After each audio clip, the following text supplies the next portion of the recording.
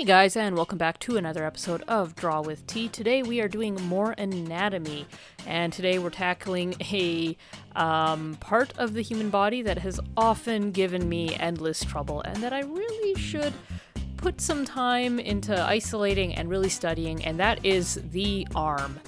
Now, the upper arm I know decently well enough. I mean, obviously I'm studying them, so I want to learn more.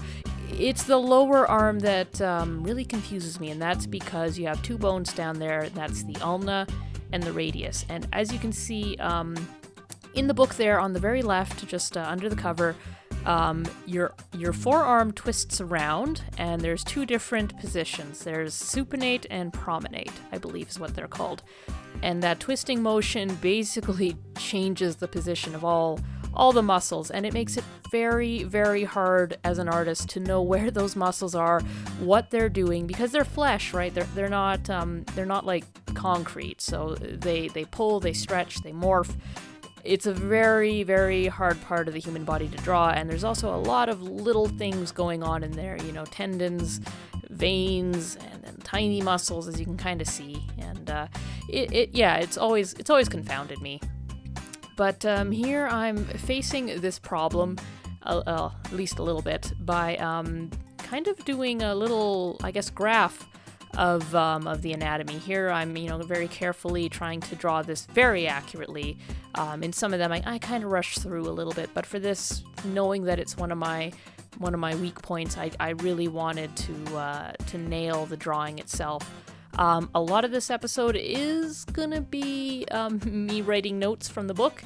Again, I sometimes skip the notes, but in this instance, I wanted to write them all down because I know future me would literally be confounded by this again, and I wanted to take really good notes so that instead of hunting this book down, I could literally flip to a page in my own sketchbook, which I'd probably have on me at least for the next few months, and be able to be like, oh, okay, well, that gives me a little bit of a reference point. If any of you are artists and you're watching this, that is something I'd suggest you do. Utilize your sketchbook as not just a place where you put pretty art, not just a place where you do scribbles, although it should be, but also a place where, if you're going to have your sketchbook for a while, which most artists do. I actually go through them pretty fast, like 2 or 3 a year. A lot of people have one for a year or sometimes even more.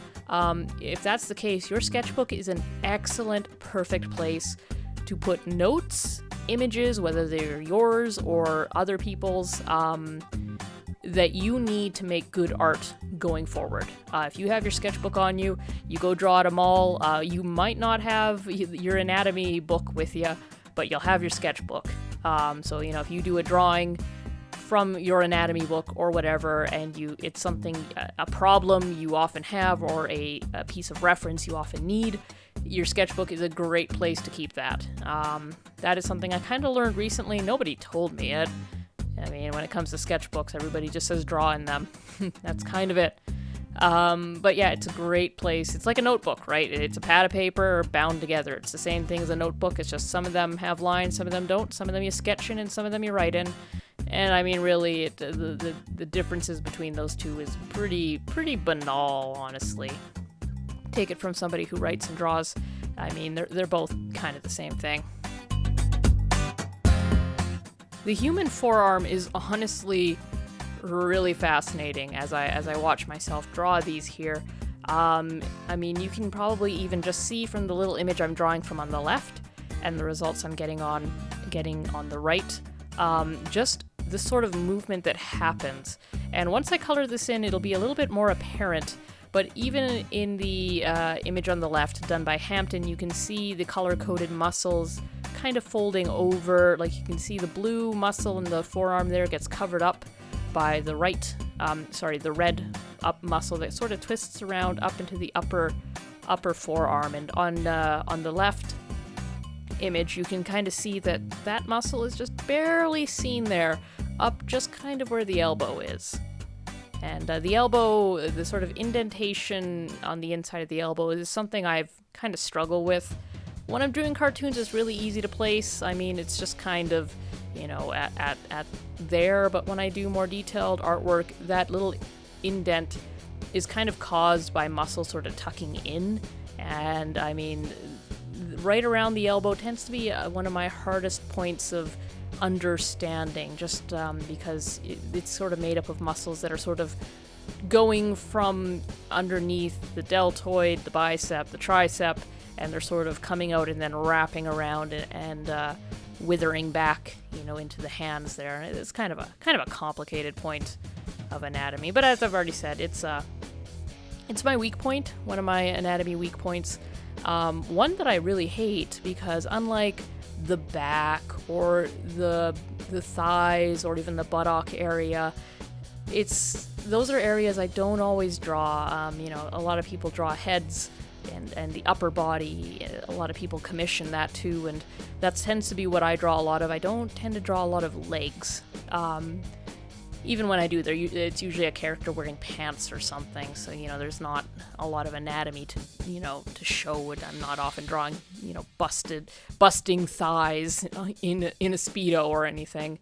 But the forearm is something that comes up a lot in art, obviously. And the fact it still kind of perplexes me, kind of frustrates me at times, although it is kind of a complicated area to draw. But I think I could handle even how I do in my cartoons, how I do muscly figures, and how I do the forearm could be a lot better. And this did help me a bit, but it's something I'm going to have to study a lot more in detail. I think coming up here really soon, the video is going to, here we go. This is where the video speeds up super fast, and we're actually going to be near the end here. It's a very short video.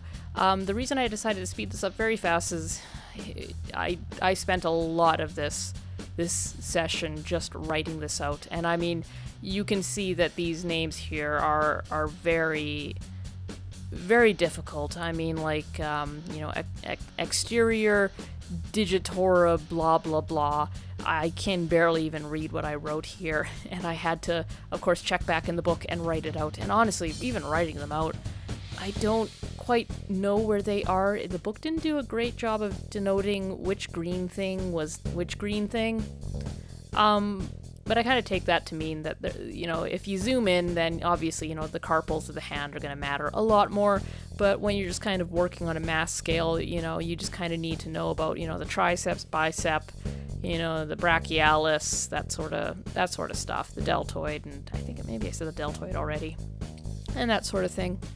So after I kind of did all that writing, which took a lot longer than you guys saw there, I just needed to wind down. I just wasn't happy having only drawn those two arms, and I'm like, really? Like, this session's about arms, and I haven't really drawn arms, so I decided to draw these two just filler drawings that were off to the side of the page. And they were fun. They were kind of helpful, actually, in understanding some things about the anatomy.